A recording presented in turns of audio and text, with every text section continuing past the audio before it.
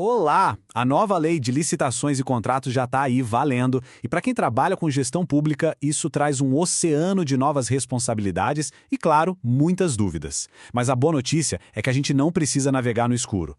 Nessa nossa análise, a gente vai usar a jurisprudência, principalmente as decisões do Tribunal de Contas da União, o TCU, como se fosse um verdadeiro guia prático para entender o que os órgãos de controle esperam e, o mais importante, como agir com segurança e eficiência. E a pergunta que não quer calar é essa, né? A nova lei é um mapa, um caminho claro para uma gestão mais moderna? Ou é um campo minado, cheio de armadilhas que podem paralisar a administração? A resposta, como a gente vai ver, depende muito de como a gente interpreta os sinais. E olha, os sinais mais claros vêm justamente das decisões dos tribunais. Então, vamos mergulhar nisso.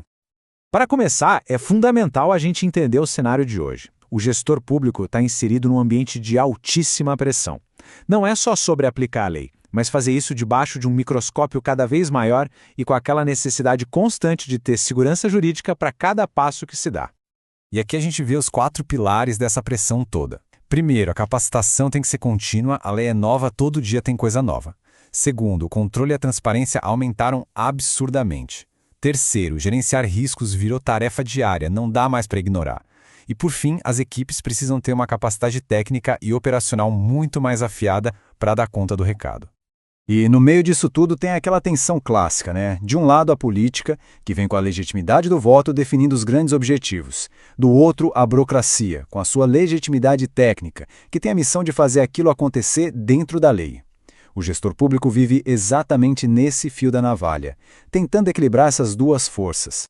É nesse contexto que aparece um fenômeno que a gente chama de controle disfuncional. Sabe quando a fiscalização fica tão intensa, tão em cima, que acaba gerando o medo de decidir? É o famoso apagão das canetas. O gestor fica com tanto receio de ser punido por um erro qualquer que ele prefere não fazer nada. E isso, claro, paralisa a máquina pública, um resultado que ninguém quer. Mas então, como é que se sai dessa paralisia? A chave é mudar a perspectiva. Em vez de enxergar os órgãos de controle como uma ameaça, a gente pode ver as decisões deles como uma bússola. A jurisprudência tem um lado preventivo, pedagógico, ela não é para ser um labirinto, e sim a luz que mostra o caminho certo para a gente seguir. E o que é essa tal de jurisprudência na prática? Pensa assim, é o jeito como os tribunais tipo o TCU, o STJ, o STF, interpretam a lei quando julgam os casos do dia a dia.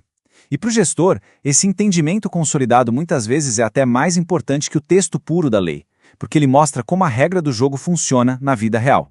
A própria lei organiza o controle em 3 linhas. A primeira linha é quem está na trincheira, os servidores no dia a dia. A segunda é o suporte, o jurídico e o controle interno do órgão. Mas é a terceira linha, que inclui o Tribunal de Contas, quem dá a palavra final. Entender como essa terceira linha pensa é o segredo para ter segurança. Então, vamos ao que interessa. Que decisões recentes estão definindo as regras do jogo?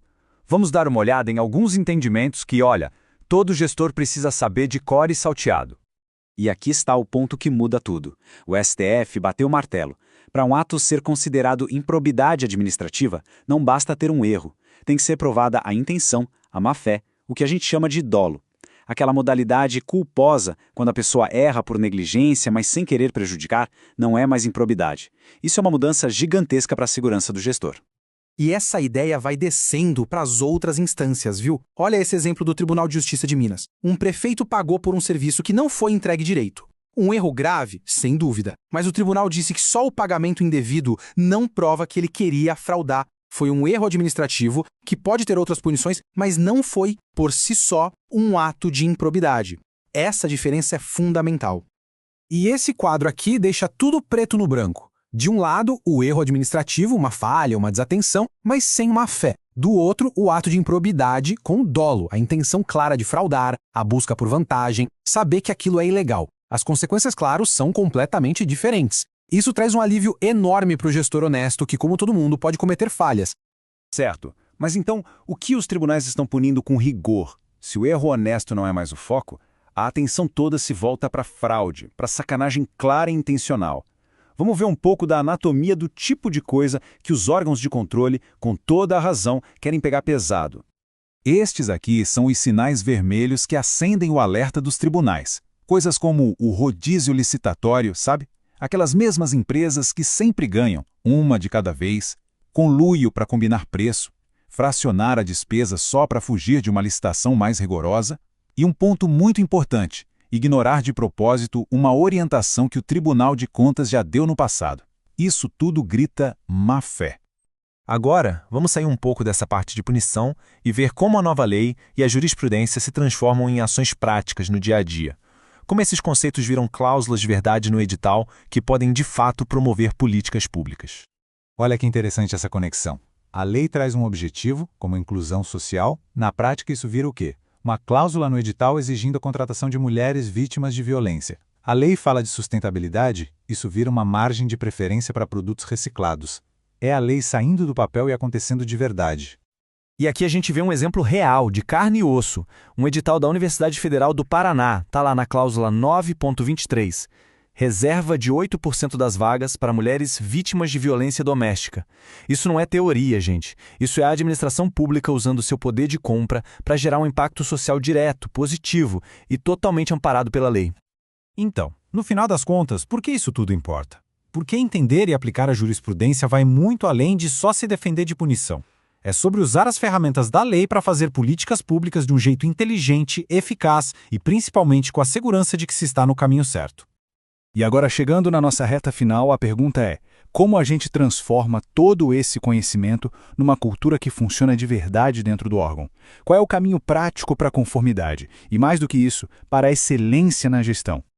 As estratégias são bem diretas. Primeiro, investir pesado em treinamento, sempre. Conhecimento é a melhor defesa. Segundo, ter sistemas de controle que de fato monitorem as coisas. Terceiro, padronizar os processos para diminuir a chance de erro. E quarto, que é essencial, promover a colaboração.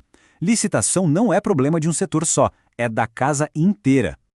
No fim do dia, a grande lição é a seguinte: pare de ter medo do erro honesto. Em vez disso, documente bem o seu processo de decisão, seja transparente. Os tribunais estão sinalizando que vão ser parceiros se for possível ver que as ações foram tomadas com boa fé. A meta é muito maior do que só não ter problema com o TCU. É construir uma cultura de aprendizado e, acima de tudo, de integridade. E eu deixo essa reflexão para a gente fechar. O grande desafio da gestão pública moderna talvez seja esse: como a gente equilibra o rigor do controle, que é super necessário para cuidar do dinheiro público, com a agilidade e a eficiência que a sociedade cobra e com toda razão. A jurisprudência, como a gente viu, nos dá pistas valiosas para encontrar esse equilíbrio.